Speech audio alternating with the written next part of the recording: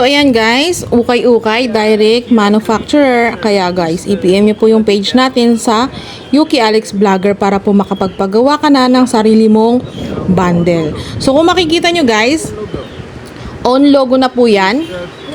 Si Geely. Okay? Own logo na si Geely at makikita nyo yung ating mga beya sa likod, sa gilid, no?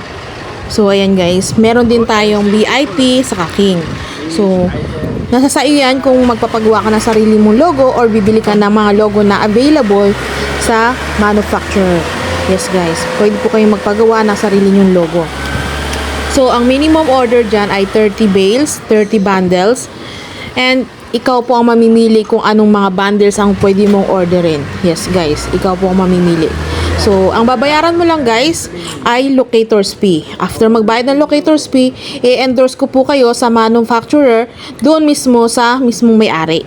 So, malaya po kayong makipag-communicate doon sa may-ari.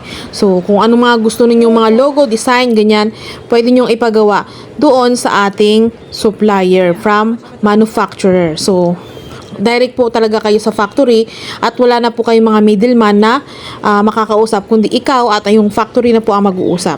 So, sa ngayon, ang babayaran mo lang locator's fee. Kung wala ka pang budget for 30 bales, okay lang, locator's fee lang muna ang babayaran mo para po magkaroon ka ng idea kung magkano ba yung 30 bales na gusto mong orderin from China.